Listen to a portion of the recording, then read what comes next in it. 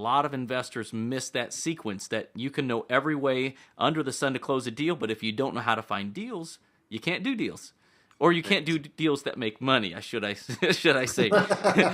Welcome to the show that's focused on helping you to find your freedom through real estate investing, wholesaling, fix and flips, and cash flow properties. Find your freedom today.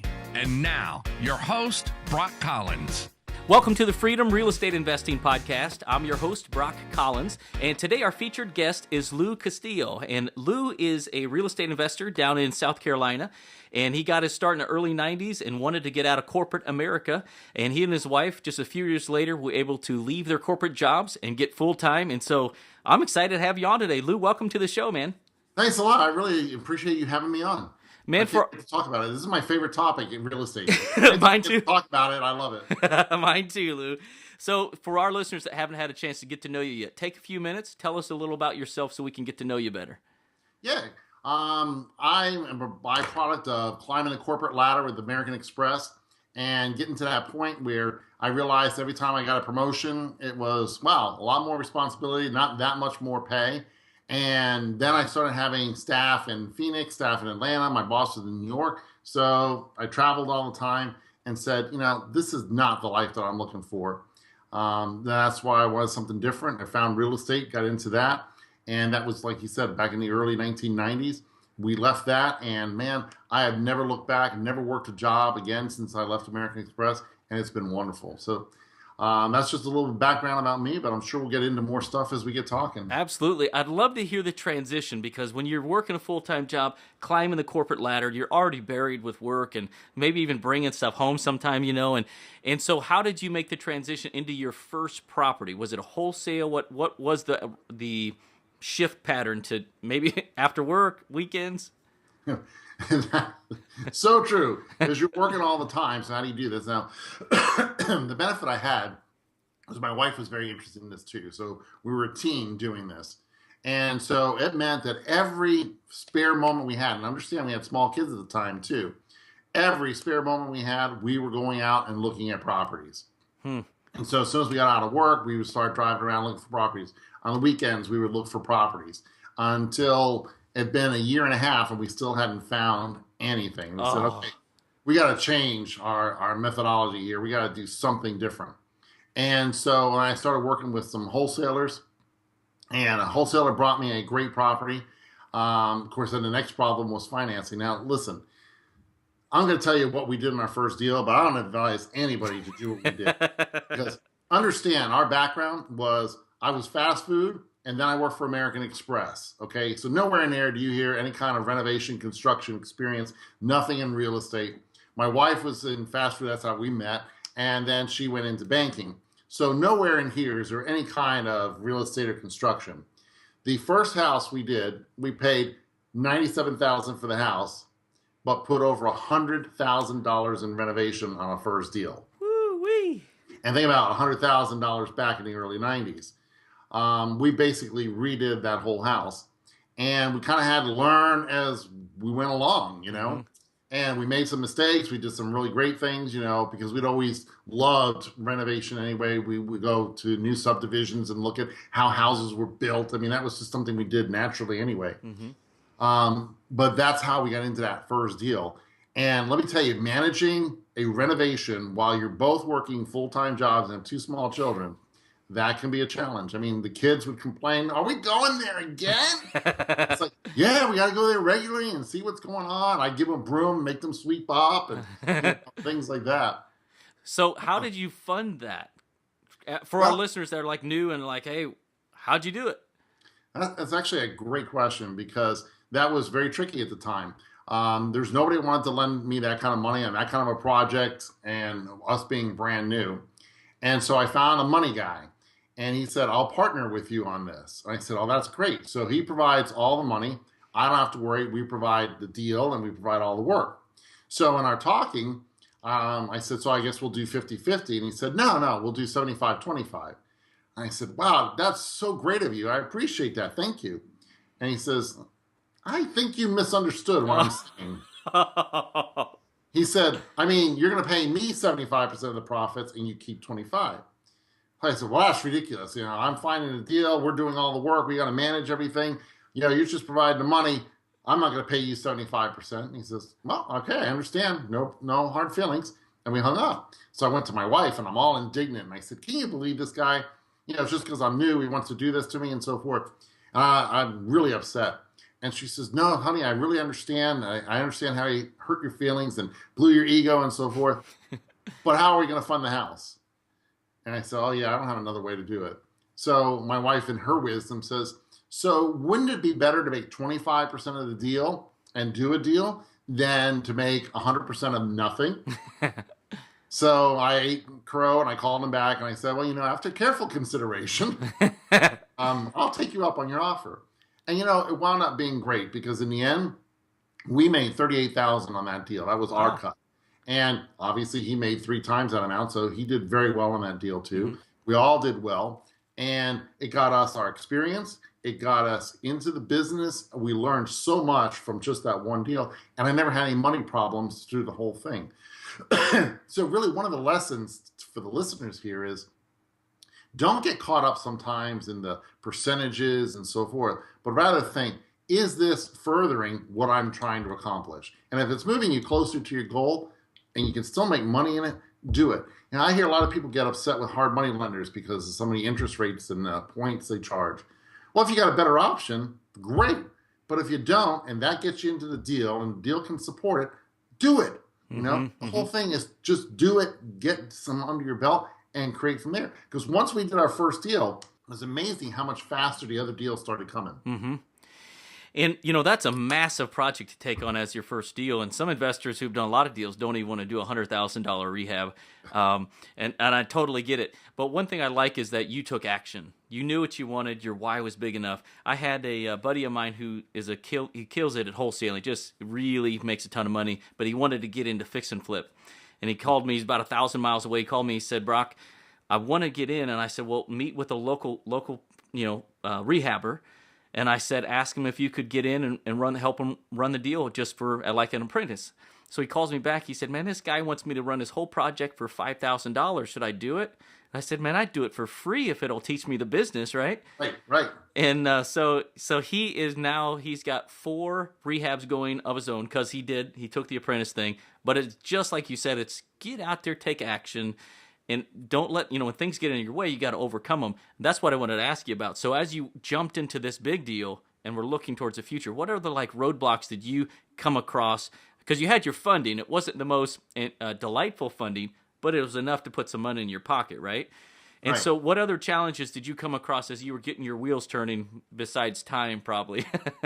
Well, as we got that house done and we finally got on the market, got that one sold, now what, right? Mm-hmm. Do we go right back to where we were, struggling for another year and a half to find a house? So we said, we have to readjust here. So what was wrong? Well, one is we didn't have any kind of marketing. So we need to do marketing so we can find houses. So we worked with wholesalers to keep properties coming in, but when we also started up our own marketing. And it's amazing once you get the marketing going, how the deals start to flow. The other thing is money. Well, now let's look at all the sources for money and start figuring out what to do. So that's when we started working with hard money lenders. And then we started finding private lenders and built up a private lender portfolio. And once you have those sources of funding, then you can do deal after deal after deal, right? Mm-hmm, mm-hmm. So then the next big deal for us was coming to that place of, well, we've done a bunch. We're making more part-time in real estate than both of us are making full-time at our jobs, so I guess it's time to go full-time. So my wife left first, and that was great. Now she could manage the projects and so forth. And then she kept pulling me to come, and I said, well, I'm the one with the insurance now, and so forth. It's the right time. And finally, if you don't do it at some point, it's not going to happen. So I decided to leave, but the one thing about rehabbing is that it's kind of a feast or famine, right? Mm-hmm. You sold a house, and wow, I'm rich right now. And then you don't have another sale for maybe 3 or 4 months. And so then, you have those lean months in there. So I said, we can't have that. We got to have this consistency. So in my infinite brilliance here, I decided that what we needed to do was have a rehab going every month through the first year. So we bought houses like crazy to ensure that we could have that consistency. And we did 13 gut level rehabs our first year. Wow. Yeah, exactly. And that's what I said. Oh, wow. And we got to the end of the year, and financially it was great. And I said, but I think we missed the boat here because we're killing ourselves to do this. We got less time with the kids. That wasn't why we did this. So it's not just about the money, it's about your time. And so we said, we got to make a change here. And that's when I said, well, we bought a lot of houses from wholesalers, and now we're getting our own houses. And a lot of these deals, we can't do them. So why don't we just start wholesaling? And started getting into wholesaling. And what I love about wholesaling is you may not make as much per house as you do in your rehab, but you can do several houses every month. And you're never buying them, so you're not worrying about money. You never have to rehab them. You don't have to worry about any kind of liability. You're just in, out, done, move on. And so you get that churn going. So when I look at the business model, the right business model to me is you start with having some wholesale properties in there so that you have that money coming in each and every month. And you're sure you've got all your bills paid for. You've got extra money in your coffers. That's what's keeping everything going. And then you do rehabs throughout the year, and those become what I call your bonuses, right? Because maybe you do 4 a year. And so every quarter, you're getting a house sold, and you're getting bonuses from them. But all your bills and everything were already paid from your wholesaling. You're getting rich off of wholesaling. And then you need to start thinking about the future. What am I going to do? And that's where you start getting into rentals and start building those.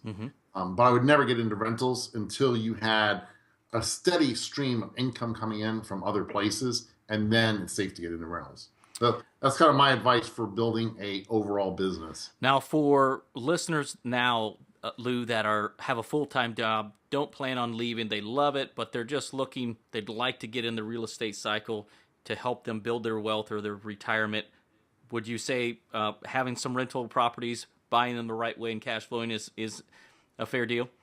As long as they've got enough money coming in that's disposable, that if something happens in a rental property, they could cover it. Good point. What I see people come to me with is, oh, Lou, I bought all these rental properties, and now I have some vacancies, and I don't have any extra cash, and I'm about to lose these properties. What do I do? Well, the thing to have done is not to get yourself in that position in the first place. So you have to say, do I have enough spare cash that if there's a vacancy in a property, it's not going to kill me. If there's a major repair that occurs, that's not going to kill me. And my advice to them is always, what we got to do is create cash some other way then. So maybe we need to look at wholesaling some houses so you create some cash to put back in your rentals. But yes, having a rental portfolio to build up your net worth is excellent. I approach it a little differently. I'm not looking for monthly cash. I'm not looking at today's money. I'm looking at, am I building equity for the future? So my goal in any property is, can I get it paid off in 10 years? And then you have some significant wealth, some equity. Oh, yeah. Right. You got them paid off in 10. The idea of having 30-year mortgages and, I don't really make any significant money on these properties for 30 years, that kills me.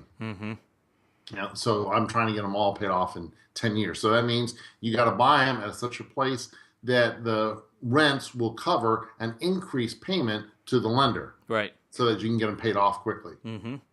So when you're looking at properties to determine if you're going to wholesale them, fix and flip them, throw them in your retire rich real estate bucket, in order to get to that point, you got to be able to find those. And a lot of investors miss that sequence, that you can know every way under the sun to close a deal, but if you don't know how to find deals, you can't do deals. Or you can't do deals that make money, should I say.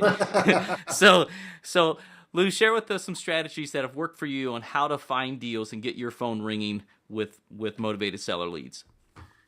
For me, there's nothing better than doing outbound marketing and bringing the people to call you. First of all, when a motivated seller is calling you, there's a difference in leverage than when you're making outbound calls.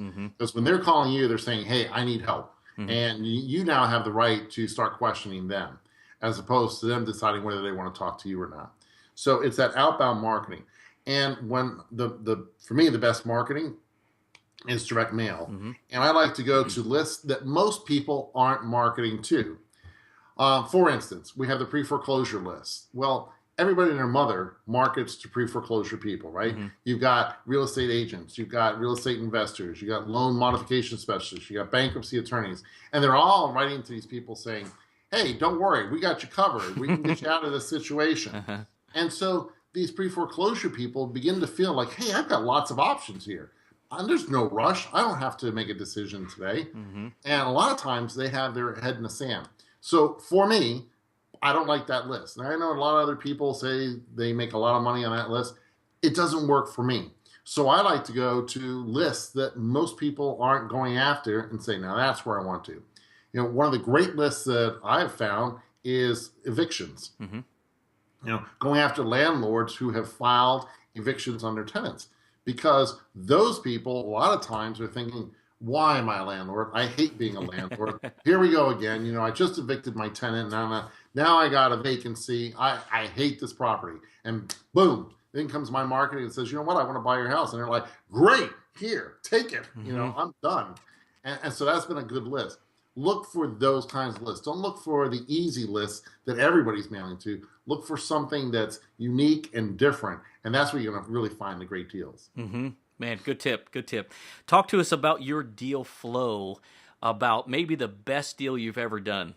Love to talk about deals. You've already given us some examples, and it could be like because of the profit. It could have been because of the process. But tell us how you found maybe the best deal you ever did, how you found it in the process from start to finish. Sure, but I'll tell you this. You know, the big fish story is the once in a career type thing and so forth. But my best one was an accident, okay? And it's an accident, but it's not. And you know, I'll tell you more about it here in a second. But it's being in the right place at the right time. People say, well, you were just lucky. Well, it's not just that I was lucky. It's that I'm working it, right? And if you're working it, opportunities will hit you. And then you got to be fast on taking it. So here's what's happening. I'm driving around my farm area. And by the way, we were just talking about the marketing. Some of the best marketing is just marketing a farm area, which means I'm throwing out a huge fish net. I don't know who's got what and why they got it and if they're motivated at all, but I'm just doing a lot of marketing in the area and pulling in. And then you'll pull in all kinds of people. And the great thing is you really get to know your market area very well. I mean, people can call me and I'll say, oh, you're on that street. Oh, you're the yellow house on the, yeah, I know the house because you work in that area all the time. So I'm driving around my area and all of a sudden I see a realtor putting up a sign in front of a dilapidated house. So I pull up and I ask the realtor, what are you asking for the house? Well, the amount that she's asking is a third of what I normally pay for a house in that area. So I said, okay, I'll take it.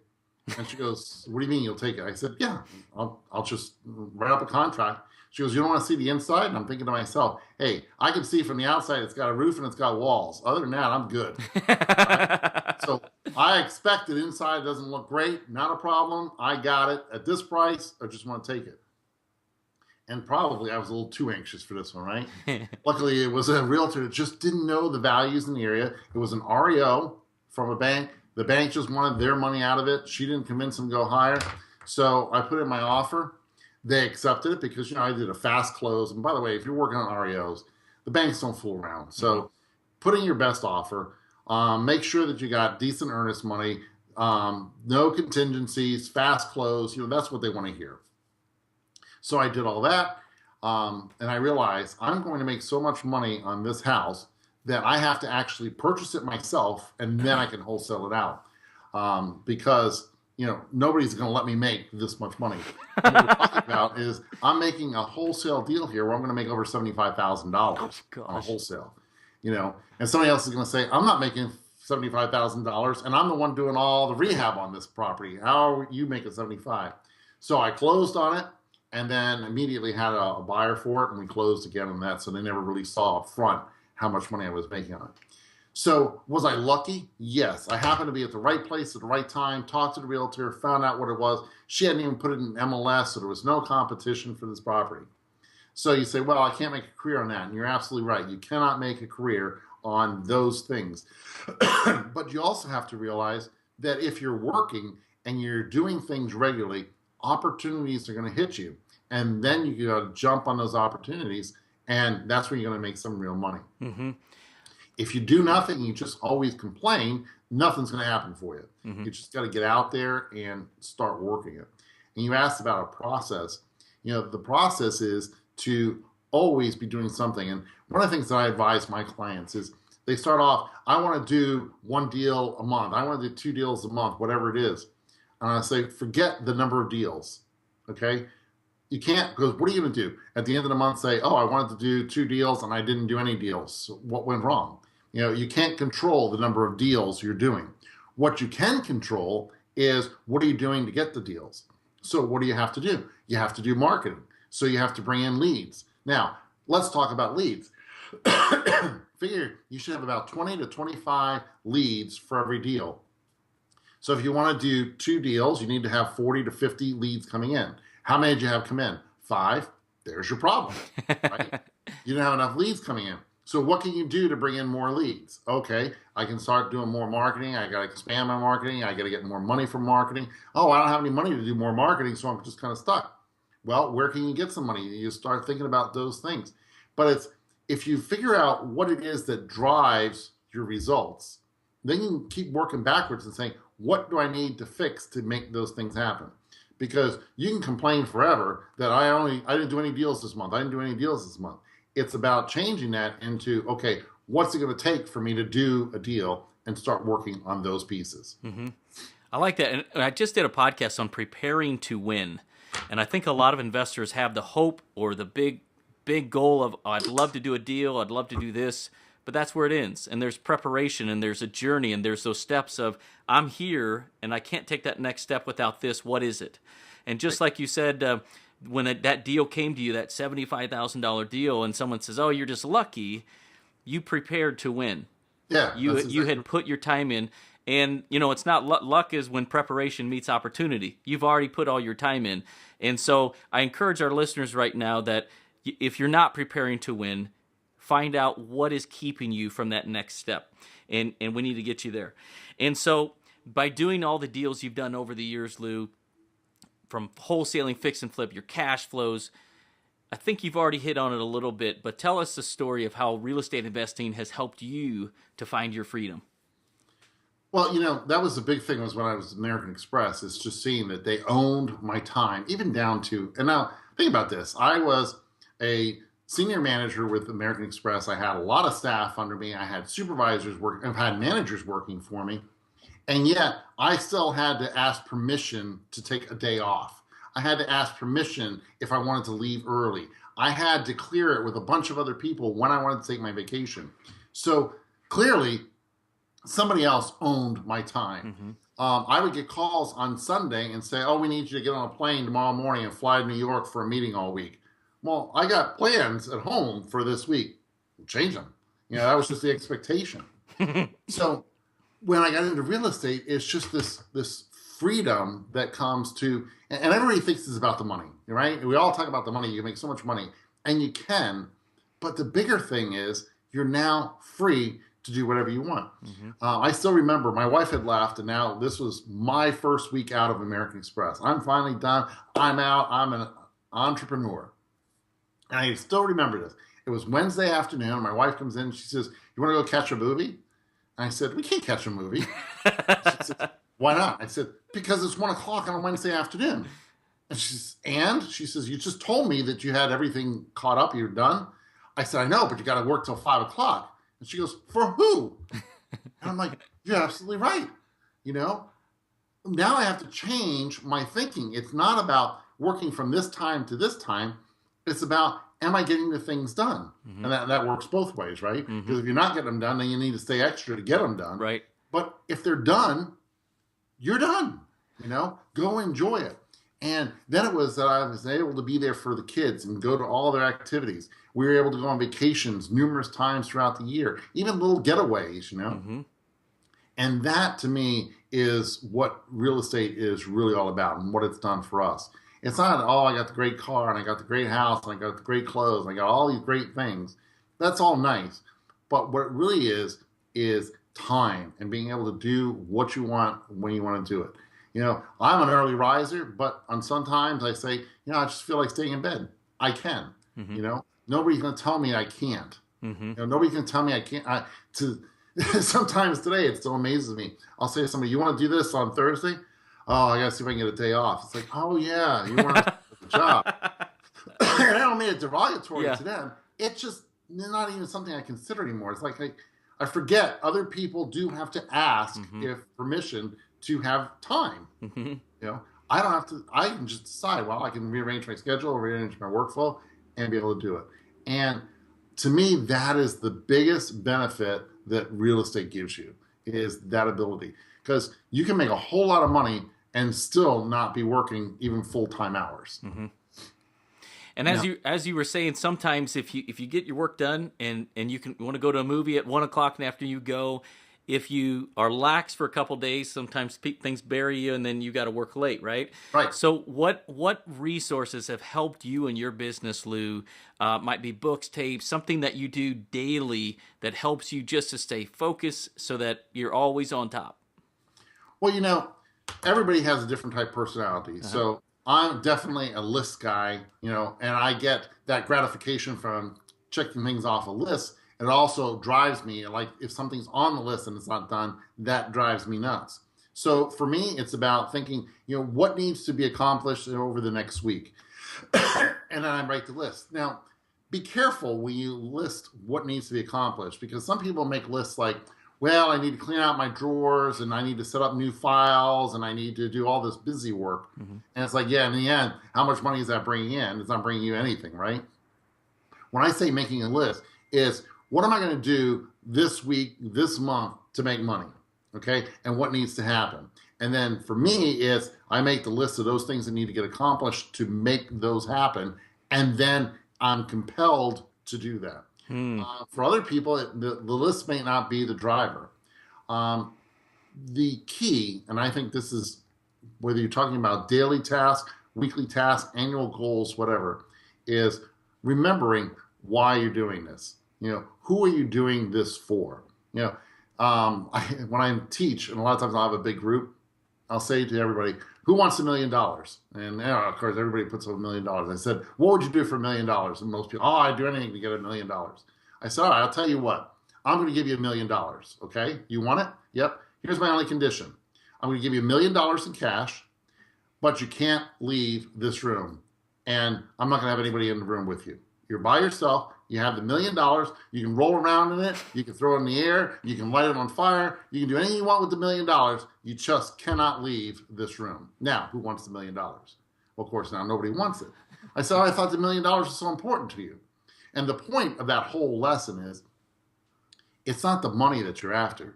It's what the money will do for you. You want to be able to spend it. You want to be able to share it. You want to be able to go out and do things. And that's your why.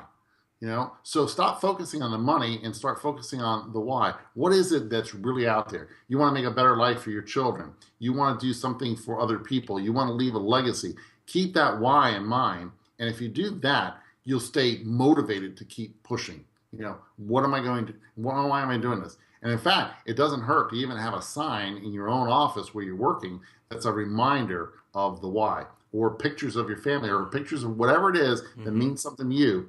And that'll keep your focus going so that you say, oh, I'm tired today. Oh, yeah, but I got to work towards that.